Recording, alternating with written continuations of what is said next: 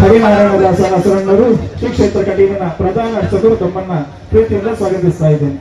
ಆನುವಂಶಿಕ ಮುಕ್ತೇಶ್ವರರು ಮತ್ತು ಆನುವಂಶಿಕ ಅರ್ಚಕರಾದಂತಹ ಹಿರಿಯರಾದಂತಹ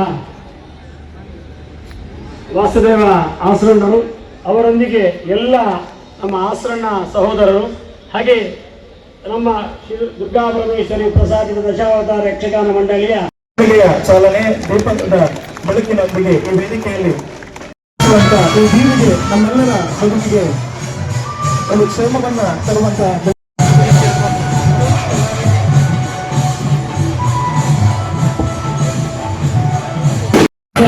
ಸತ್ಯಮಯ ತಮಸೋಮ ಜ್ಯೋತಿರ್ಗಮಯ ಮೃತ್ಯುರ್ಮ ಅಮೃತಂಗಮಯ ಕಾರ್ಯಕರ್ತರ ಕತ್ತಲೆಯನ್ನ ಉಪಮುಖ್ಯಮಂತ್ರಿ ಆದವನು ಹೇಳ್ತಾನೆ, ಸನಾತನ ಧರ್ಮ ಅಂದ್ರೆ ಡೆಂಗು ಇದ್ದಂಗೆ, ಸನಾತನ ಧರ್ಮ ಅಂದ್ರೆ ಕಾಲರಾ ಇದ್ದಂಗೆ, ಸನಾತನ ಧರ್ಮ ಅಂದ್ರೆ ಇನ್ನೊಂದು ರೋಗ ಇದ್ದಂಗೆ, ಅದರ ವಿರುದ್ಧ ಹೋರಾಟ ಮಾಡುವುದಲ್ಲ, ಅದನ್ನು ನಶಿಸಿ ಹಾಕಬೇಕು ಅನ್ನುವಂತ ಹೇಳುವಂತ ಒಂದು ರಾಜ್ಯವನ್ನು ಆಡಳಿತ ಮಾಡುವವರು ಈ ದೇಶದಲ್ಲಿ ಇದ್ದಾರೆ.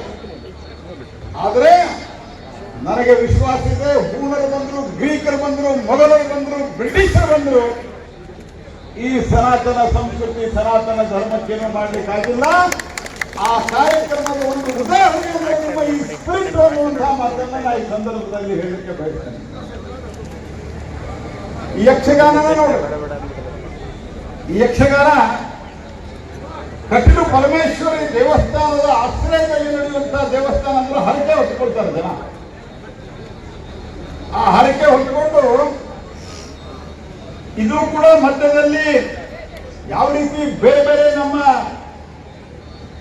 ಪರಂಪರೆಗಳು, ನಡವಳಿಕೆಗಳು, ಸಂಸ್ಕೃತಿಗಳು ಇದು ಕಮ್ಮಿ ಆಗ್ತಾ ಬಂದಿತ್ತು.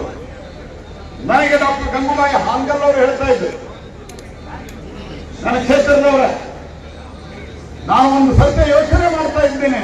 ಅವ್ರು ಇನ್ನೂ ಬಹಳ ಚೆನ್ನಾಗಿ ಮಾತಾಡ್ತಾ ಇದ್ರು, ಹಾಡ್ತಾ ಇದ್ರು ಆ ಕಾಲದಲ್ಲಿ. ಎಲ್ಲಿ ತೊಟ್ಟಿಲು ತೂಗುವಂತಹ ಕೈ ಯಾವುದು ಇರೋದಿಲ್ಲ ಎನ್ನುವಂತ ಭಯ ಪಡ್ತಾ ಇದ್ದೆ.